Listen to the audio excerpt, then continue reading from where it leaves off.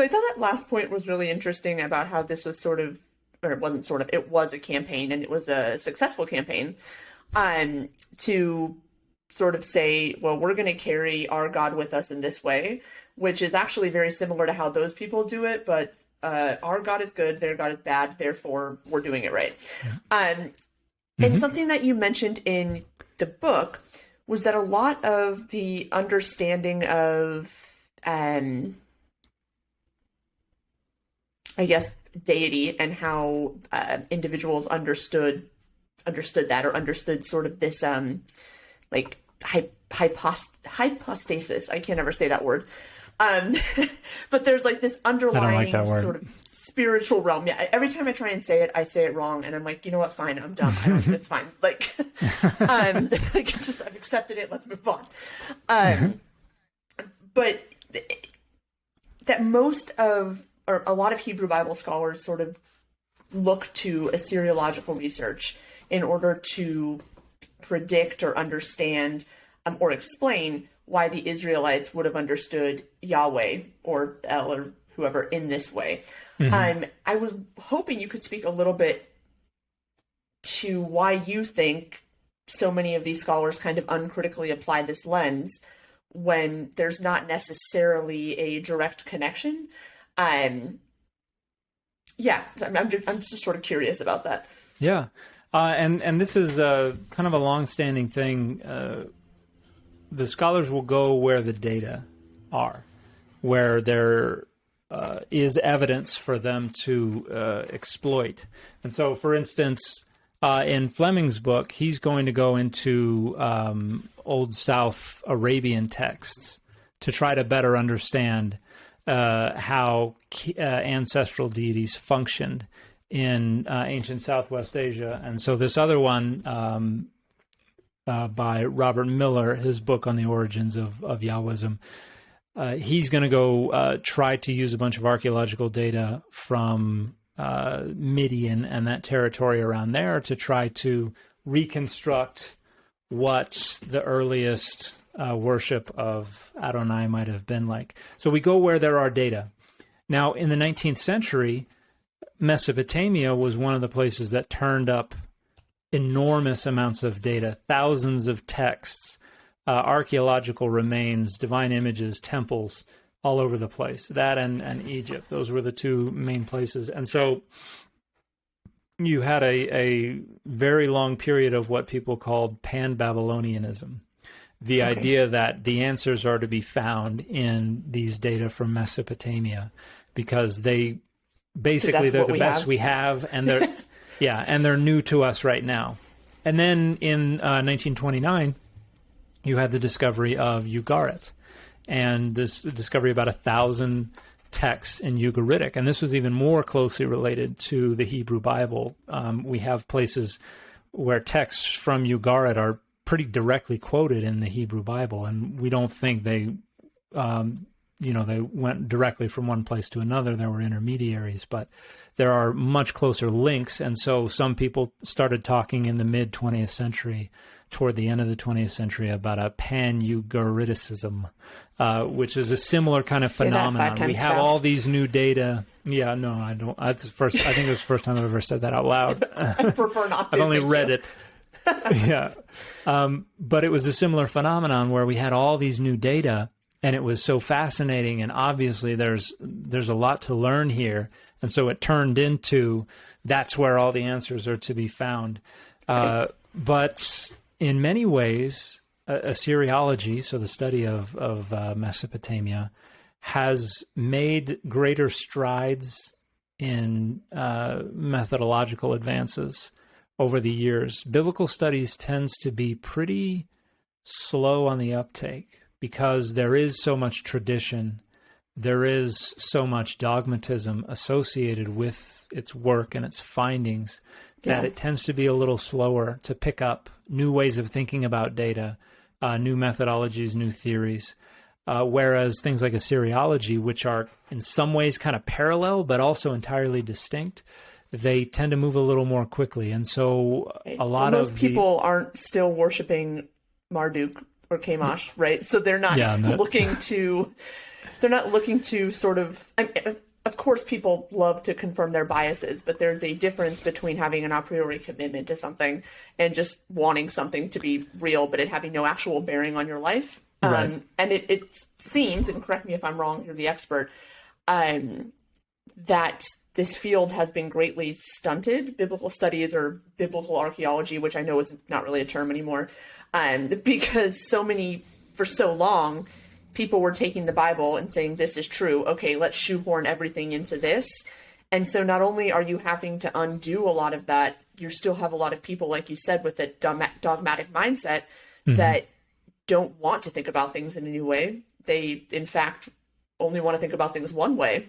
And it does seem that there is some growth there. I mean, at least it would seem in the last 50 years, as one would hope. But it is, I think, very hard to get people to shake some of those deep-seated beliefs, dogma, desire for that to be true. But I digress. Yeah. Well, and Assyriology tends to, there are many ways that it still encroaches on modern identities, but it has to do more with nationalism and with ancestry, folks who live in these areas, who count those cultures among their ancestors. That tends to be where a lot of that can come from, and contemporary geopolitical issues and things like that. Of course. But in biblical studies, you're dealing with living, breathing religious texts for people who are still very much living those ideologies and those many of those practices, and so it is very different. But I do believe there's been quite a lot of progress made, and I think the next century will see a lot even more progress. I hope that we see exponential growth in the adoption of more critical methodologies, and also a lot more interdisciplinary work, because I think there's a lot of progress to be made by seeing what other fields can teach us, and also showing our data to other scholars from other fields and saying, what do you make of this? Can you help us? Because you think about these things in different ways, and maybe fresh eyes are what we need in order to crack these codes. So well, I mean, it is something I've said regularly, if you've watched, or not you, but if anyone's watched my channel for any amount of time, is that as someone who would consider themselves, I guess, I would say agnostic, but, everyone wants to call me an atheist, so whatever. It doesn't matter to me, but whatever you want to pin, whatever label you want to pin on me is fine. But I find the Bible infinitely more fascinating and informative and educational and just, fascinating than I ever did as an evangelical. And I certainly think that you're proof of this, that you can hold religious beliefs and you can still be what's the word I'm looking for? You can still be I guess honest with the data. You can still have integrity in that way, right? And I certainly hope that in the next century we see more of that, because to be honest, one of the main reasons I think that I ultimately walked away from religion as a whole was because my sect, fundamentalist Christianity, said if one thing is wrong, it's all wrong, which is the weirdest thing that I could ever imagine teaching, because there's a talking donkey in there, bud. I mean, that's fine. We can understand that differently. But when you're coming from a very literalist background and people are telling you this is a historical account, every word is true. And then they also say, and if you can find one thing wrong, then it's all garbage. And it's what? Okay, do you want people to leave? I don't, I don't know. You can just say that. But I agree with you. I think it makes for a much more, I think people exercise a much more dynamic, much more powerful, much more flexible faith when it can be new and exciting and different. It's when we say it must fit into this mold, you can't draw outside these lines at all, because that serves somebody's structuring of power, that it becomes brittle and static, and it cannot grow, and it cannot address new circumstances and new needs and new problems. And so, but people want it to be static because it serves their structuring of power, their identity politics, and so they will ratchet up, they will escalate the stakes by saying things like it's inerrant, and that just makes it phenomenally brittle. And it means you're either committed to the identity politics, or it's all falling apart. Yeah, it's something, that's for sure. I also think that it shows an incredibly limited view of the divine. If you are someone that believes in an infinite divine, how in the world are you going to sit there and tell me God is infinite and we can't understand him, but let me tell you exactly what he thinks about everything?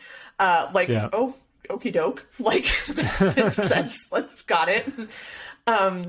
So that's always been odd to me, like, because I've always thought if I was going to believe in a God or in a divine anything, that I would actually want it to be beyond my comprehension. I would want it to be so wonderful and mysterious and all of these things that, like, my human brain couldn't really wrap itself fully around it. Because otherwise you're literally worshiping and believing in something that fits within the confines of the human mind. And what is the point in that?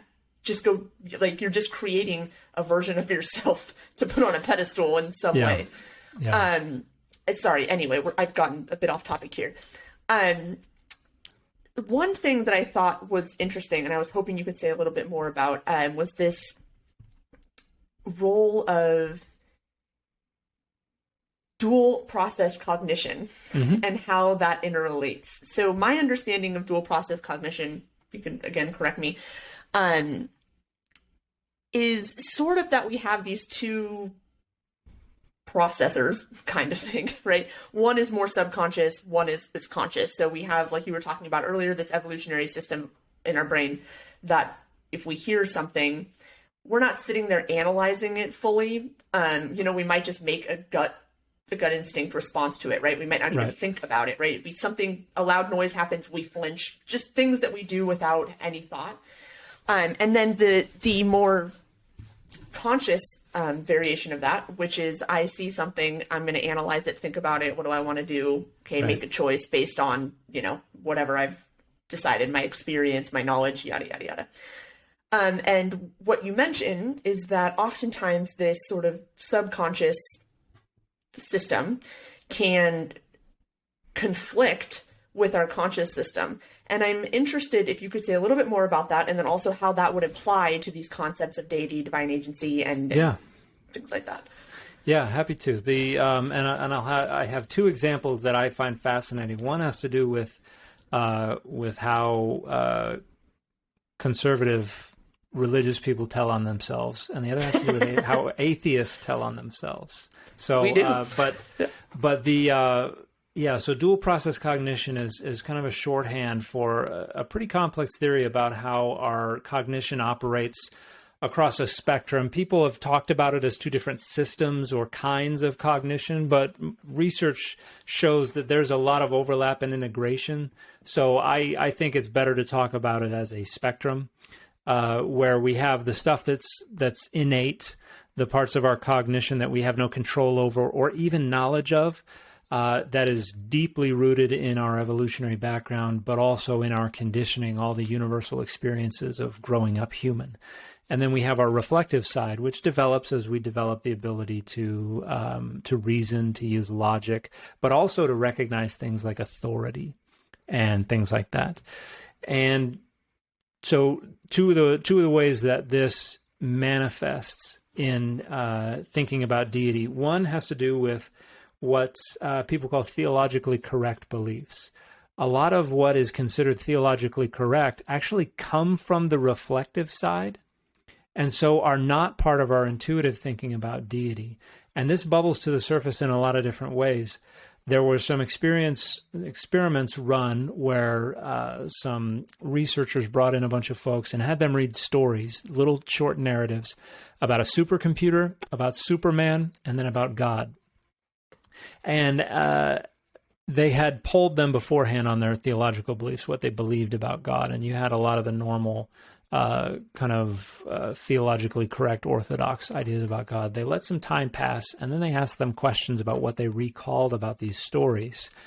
And overwhelmingly, the people answered these questions in a way that reflected a conceptualization of God as human-sized, human-shaped, material, located in a specific point in place and time. And they ran this again, and they did the exact same thing, asked these people about their theological beliefs, a lot of orthodoxy, read them these stories, let some time pass. But then before they asked them the questions again, they reminded them of their answers, so that now it was on their mind what was supposed to be theologically correct. And suddenly the anthropomorphic conceptualizations of deity disappeared. And now they talked about how they recalled these stories using a very orthodox conceptualization of God. And what this showed is that when they are not actively thinking about orthodoxy, about theological correctness, they default to what they're more intuitive every day. This is how my brain has me think about God when I'm not thinking about how I'm supposed to be thinking about God. Right. And it is thoroughly anthropomorphic and material and all those things. So that's how sometimes religious people tell on themselves regarding how they think about God. Another set of experiments was run in a few different countries by a few different researchers, where they were looking at how people understood how certain things were created. So they showed people photographs of things like the Earth, Mount Everest, a continent. And they showed them other things like the Pink Panther cartoon, or balloon animals, or things like that. And what they did is they initially had to respond whether or not this entity was created by an intentional agent. And you had to just do yes or no. And they were looking specifically for people who identified as atheists, or people who were like physical scientists and things like that. And obviously they, all the natural processes and things like that, they didn't say they were created by an intentional agent, but balloon animals and cartoon characters and things, yes, they were. Then they did what they repeated this in what they called speeded conditions, where they took away the time to cognitively process things, and they gave them like less than half a second to press the button. And suddenly things like the Earth and continents, these atheists and natural scientists, the number of them who were saying the Earth was created by an intentional agent shot up. But things like cartoon characters and balloon animals and things like that did not. And and this has been repeated a handful of times in different countries, but what they suggested this indicated was that we have an intuitive teleological outlook. In other words, intuitively, we tend to initially think things happen for a reason, and things were created for a reason by some agent who did it on purpose. And it's not until that reflective reasoning can come in and overrule the intuitive that they would answer correctly. And so basically it was showing even physical scientists, people who identify as vehement atheists, intuitively, they're still thinking about the world around them the way a religious person would intuitively think about the world around them, because that's just a part of being human. Yeah. Do you think that's largely... I think those are fascinating. No, I agree. Go ahead, I'm curious if you think that this sort of teleological bias is rooted in sort of... in evolution, right? In a time where we didn't have a lot of answers, and so we had to figure out how to understand the world. And since it's sort of repeated for so long, I mean, I know that this is probably not something you could definitely know. I'm just curious what your sort of take on why that is. I know a lot of religious people, not directed at you, but I know a lot of religious people that I know would say like, well, that's because God exists. Like, okay, it's a cool answer, but like, I'm curious if you have a take on like why our brains may operate that way, and if you, So I think this one actually has more to do with some of those universal experiences of growing up human, because folks have tested and studied how infants develop their concept of, like object permanency and things like Right. that. But they also test goal, object, source, things like that. How do they understand causality growing up? And so in infancy, they will notice that certain things cause other things to happen. And this becomes very important to their survival. They learn to signal things. They learn to say things to get what they want. And they learn that things happen because something made it happen. And if it were something that were the result of reasoning, like, I don't know why there's a thunderstorm, so I'm going to attribute it to a deity. That absolutely happened. It's even been observed. There was a book called Faces in the Clouds from, I think, 1990 that talks about observing chimpanzees would go through almost like a ritual kind of complaint and argument with storms. Every time a storm would show up, they would do the same kind of thing. Why are y'all keeping me up so late? Damn. And if this were a result of reasoning about that, we would be able to revise it away. In other words, several generations of secular thinking and education and things like that, it would go away. But it doesn't go away. It's always under the surface, which suggests it's a part of that cognitive architecture, or it is something that is just naturally instilled, naturally kind of carved into our cognitive architecture as a result of growing up human, relying on other people to survive for several years, and observing how they hit something, it fell over. I dropped something, it broke. Observing cause and effect and learning about the world around you through those observations kind of drills into us this notion that things happen because something or someone causes them to happen. I mean, it's like the infamous apologist ontological argument, right? Like, do you see a clock with no maker? Like, okay, bud. I mean, like... and that's kind of a reflective rationalization of that. It's saying, let's apply this and let's make this rational rather than kind of the outcome of some standard psychological developmental things. Yeah, fair enough. Okay, so I will not. I would love to pick your brain forever, but I will reel it in here. I am curious, just for the last few minutes, what have been some of your least favorite TikTok conspiracy theories, arguments, just like anything that you thought, like, I mean, I know there's a lot, but like what the good Lord's name is going on here? And where did you get this from? Like, there are, I kind of understand where a lot of this stuff comes from, and it still irritates the crap out of me. The Ark one, we found Noah's Ark. God. You see all these rock formations. It's the one shaped like an oval. That's not a rock formation. Like that, I've seen that repeated so many times. Pretty much any anti-Catholic conspiracy theory. That was me as an evangelical. Was Do you see on Mount Ararat? That's the Ark, and don't you know, because what is it? Ron Wyatt went up there and got some wood and carbon dated to 5,000 years ago. and you can find on Google there all kinds of geologists and mineralogists and things like that saying, so they sent this off for testing and the results came back and they had no idea what they were looking at. So they just said, it's all man-made, but it just shows it's natural rock formations. What is the this one, 'cause I was thinking how easily these things are debunked.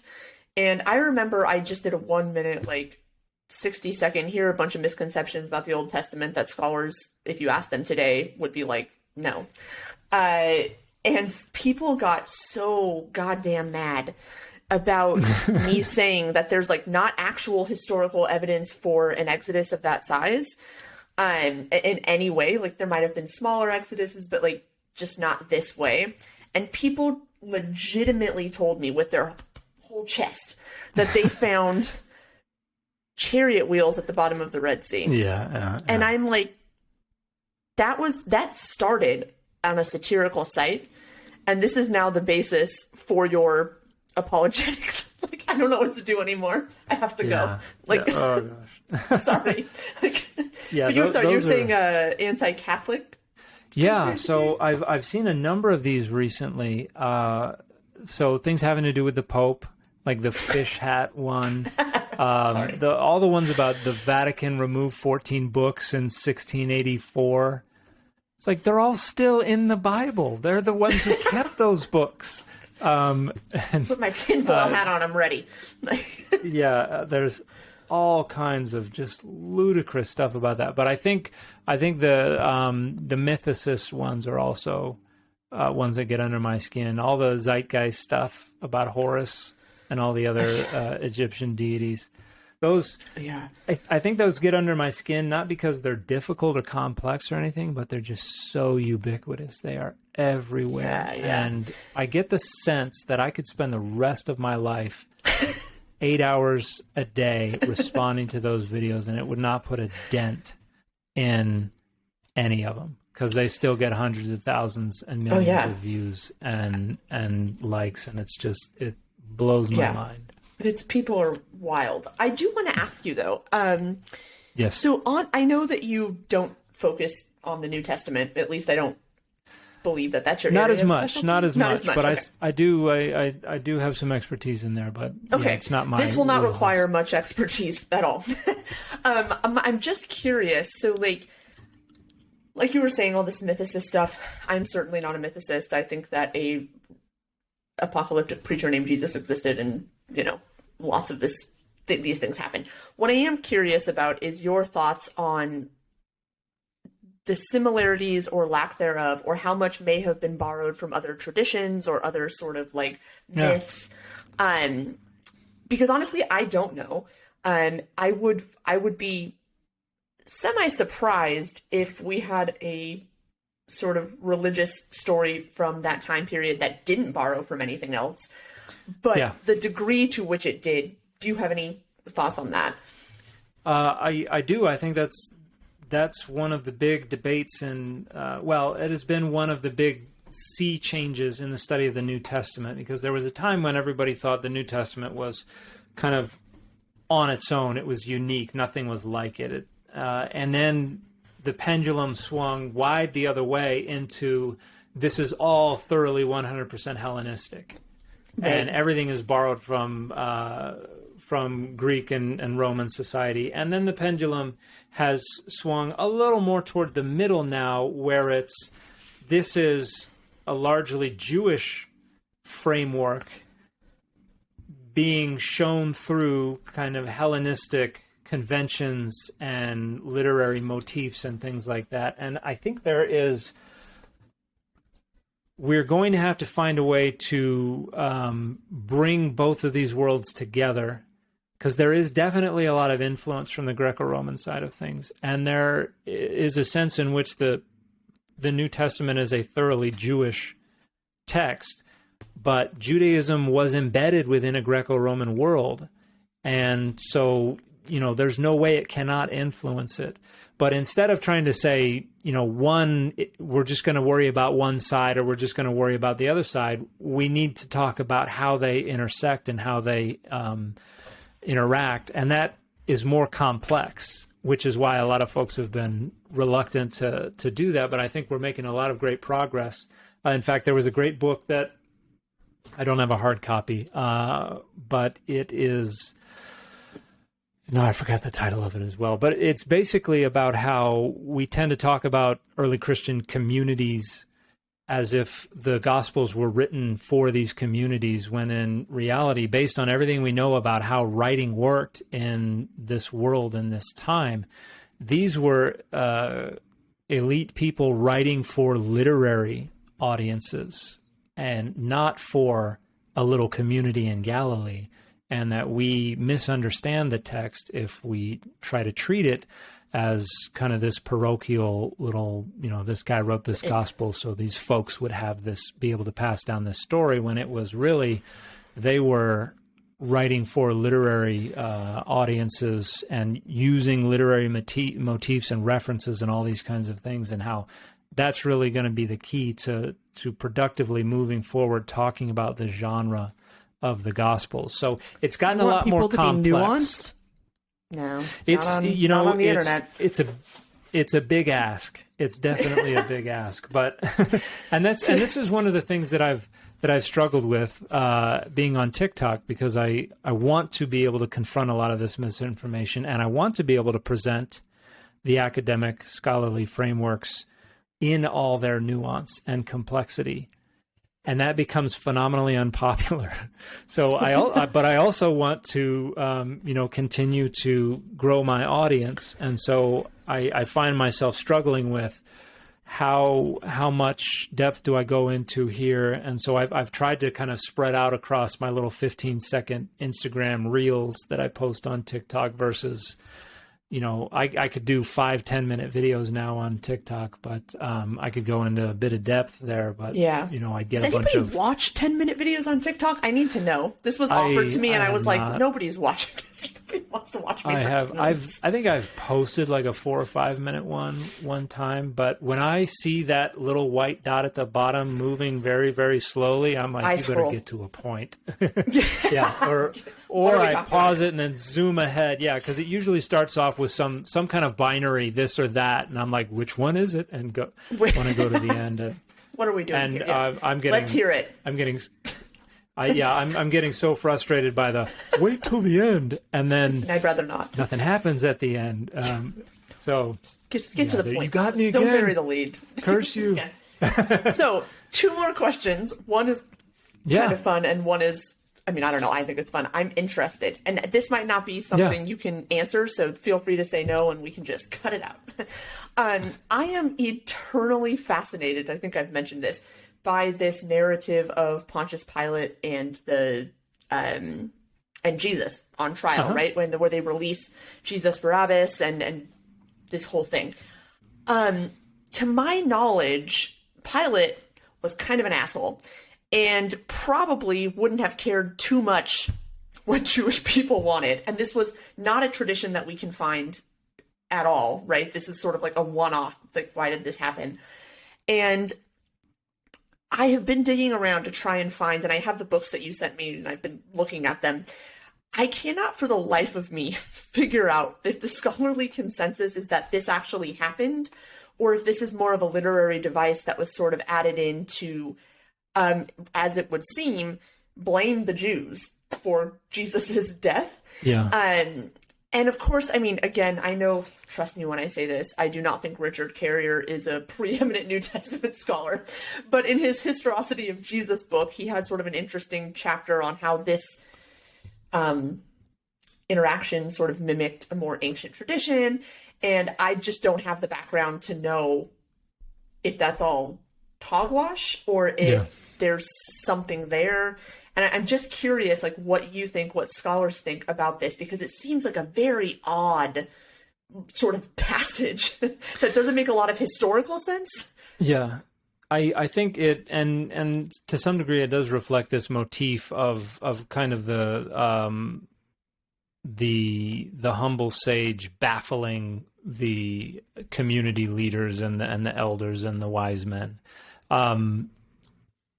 I think most scholars would probably say there would have had to have been some kind of authorization to crucify Jesus, and so it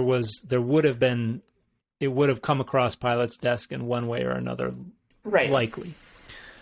But yes, the interactions between the two of them are most likely a literary creation in order to show Jesus as the sage who baffles the leaders of the world. But yeah, Pilate was pretty brutal and was basically doing whatever he wanted until he got scared about Rome coming down on him, and right. Well, in that would occasionally time and with his authority, if there really were two insurrectionists, wouldn't he have just killed them both? Like, it's not like there was a limit to how many crucifixions you could do. I mean, I heard someone say once that, like, they ran out of wood because they were crucifying so many people. I don't know if that's true, but I think, like, it reflects a very real reality where, like, the Romans really, they didn't really care if you thought they were nice or kind. They wanted to maintain their power. And so if they thought you were a threat, bye-bye. It wasn't like a trade-off. Right. And I think the text tries to portray Pilate as worrying about an uprising, because there's one part where I forget exactly what they say, but they yell that you're no friend of Caesar or something like that. And the implication being, we're going to go tell on you, and you're going to get in trouble. And so that's Snitches how they kind stitches. of rationalize. Yeah, that's how they rationalize his mercy. But yeah, I think the most scholars would say the idea of Pilate being like, I find no fault in him, I wash my hands of this. This is all showing even the Romans, the rulers, can recognize that this was an innocent man kind of rhetoric. So okay, thank you. That is very helpful. And finally, semi-finally, I guess I keep saying that. Tell us a little bit about what you do in your downtime. Some things you find fun. I've following you for a while. I discovered that you're quite the artist. You also play the guitar. I can see the comic books behind you. So tell us a little more about Dan, not the biblical scholar, if you would like. Yeah, thank you. I grew up on a farm, so I used to spend a lot of time outdoors. I grew up fishing. Initially, I grew up bass fishing, and then I moved to Boulder, Colorado, and had to learn how to fly fish. And I love both of those types of fishing. So I like to go fishing whenever I can, which is not frequently these days. But I also love to play golf whenever I can, which is also not frequently these days. But I'm signed up for a tournament for this Saturday. I used to be pretty good. I played in the high school golf team. I was right around scratch for a long time. But, I have to be in practice to be that good, and I am way out of practice. I don't even know what that means, so. Then don't worry about it. It's a little difficult to explain. But I love art, so I've got my favorite Klimt piece up here that I saw in the Belvedere many years ago. And I grew up wanting to be either in the spring, summer, I wanted to be a professional golfer when I grew up. In fall, winter, I wanted to be a comic book artist when I grew up. So comic books were a big part of my formative years. And I still love and appreciate the art of comic books. And so I've made some friends who are comic book artists through TikTok and some other venues, which has been great. But it has also made me grateful that I did not go into that, because I discovered that their schedules are unreal. Gnarly. And I am so glad I don't have to deal with what they do. So, but I still love what they pump out. A favorite comic book series? I have a few. I have favorite comic book artists. So if an artist has worked on a series, I really like that one. So Ultimate Spider-Man, there was a run where Sarah Pichelli was the artist for the Miles Morales Spider-Man story. Okay. And Venom was one of the villains in that. And I thought her take on Venom was phenomenal, because it wasn't just, it wasn't just a big muscular dude. It was much more of a monster who was not quite human shaped or sized. And I loved her take on that. I grew up with Jim Lee and Todd McFarlane. So Jim Lee's X-Men run is one of my favorites. Todd McFarlane and Greg Capullo on Spawn. Those are that I have. I don't know, the first 50 or 60 Spawn comics. I think it got a little shaky after that, but I still have those. 50 or 60 is a good run. You know? It was. That is a pretty good run. The original artist for Gen 13 for Image Comics. I don't know if you ever heard of that one. I cannot remember the artist's name. I used to really enjoy his artwork, but then I found him on Twitter, and no longer enjoy very much. Sorry. But somebody's going to know who I'm talking about. And I actually met him at a Comic-Con in Denver back in the 90s. You were like, oh. Yeah, I found out, once I got on Twitter and saw some of these people interacting with folks, I realized, wow, there's some really toxic dudes that I used to enjoy. So Sometimes they feel like that. Yeah, sometimes they do. I think those are. Oh, and then the death and life of Superman. That was the big one for me. That was what I paid the most attention to in the early into mid '90s. So I have all of those, and some of those artists and writers I still pay attention to. So, in fact, I think I went as Superboy from the death and life of Superman comics for Halloween one year. Long time. Hey. I was not a very convincing Superboy. If it makes you feel any better, when I was a small child, my mother dressed me up as a troll doll. So it could be worse. Well, I dressed up as King Tut one time, and literally every single person said Cleopatra. So that was when I was like 12 or 13. Yeah. I was. I want to say that it was because I put eyeliner on. Probably. To kind of reproduce the kind of eye. You were being of historically accurate. Okay. I thought so. I'm gonna say that's what it was, and not that I had very feminine features. Not that there's anything wrong with that, but it was a little rough. Disheartening. That's Halloween. At that age? Yeah. You did your best. I tried. Okay. I did the whole headpiece. Wow. Made it entirely myself. Was very proud of it. You should be. Was like, what? They didn't wear the headpiece? So, how do you not see King Tut? Yeah, Please, yeah, it was. read a book, Yeah. Oh, gosh.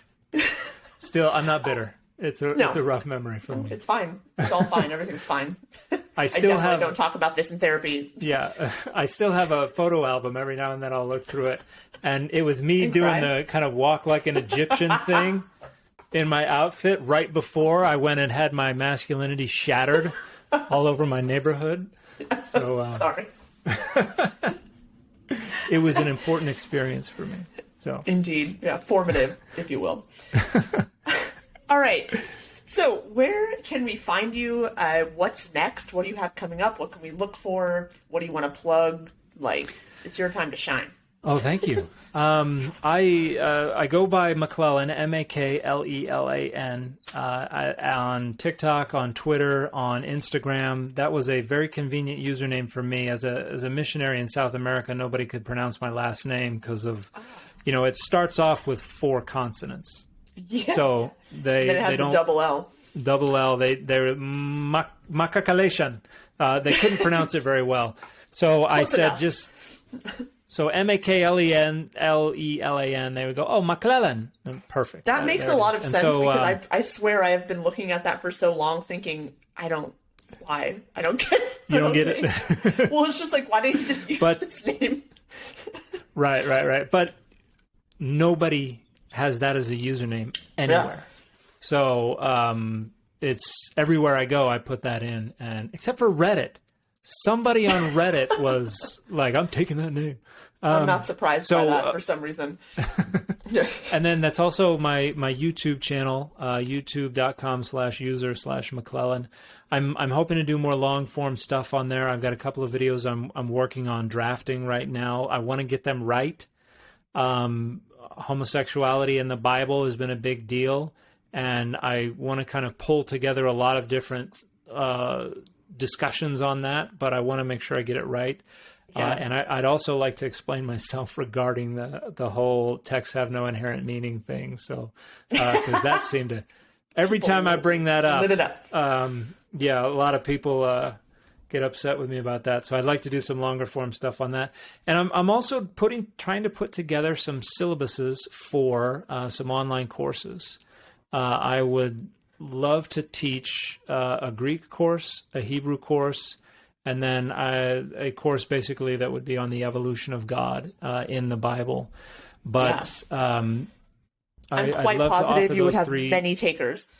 Quite positive. I think so. I've gotten a lot of requests and a lot of positive feedback when I've asked if there would be interest in that. But the more I approach putting it all together, the more work it seems. So it hasn't scared me away, but it might take a little longer than I would like to be able to get it all my Well, ducks it's not in like a you row. have anything else going on, right? Yeah, well,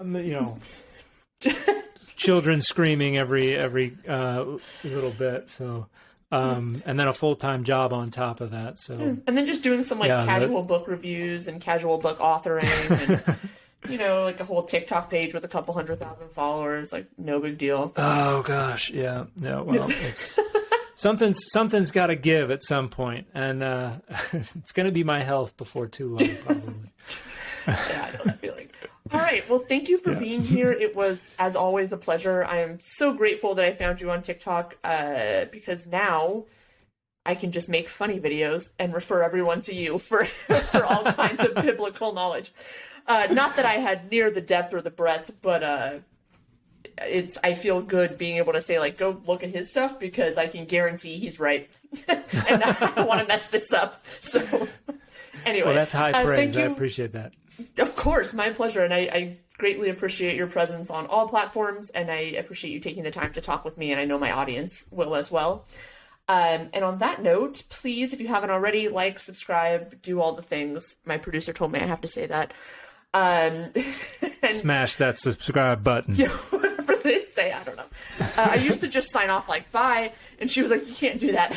Okay. You need to turn the gain way up high, and then do some ASMR toward the end. Maybe that'll get some attract some more people. I don't know. I've been, for some reason, I keep having ASMR stuff pop up on my TikTok. Maybe you need to relax. FYP. Or something. Yeah, well, it is kind of relaxing. I want to sit back, but my wife's like, "Who's that 18-year-old girl you're looking at on TikTok?" You're like, "No, I'm not. I'm just listening." She's just rubbing shaving cream on a microphone. Okay, nothing weird. Just made it worse. Yeah, nothing weird at all. Yeah. Well, on that note, thank you again, and everyone go follow him. Listen to all of this stuff. Follow his YouTube. Do all the things. I don't know. Send him money. Buy his books. Whatever. Let us know when your book is available for pre-order. I know lots of folks will be interested. I will. Thank you. It will be open access. The one that is coming out. So it'll be a PDF that anyone can just share as widely as they'd like. So will it be in hard copy? Yes, it'll be print on demand.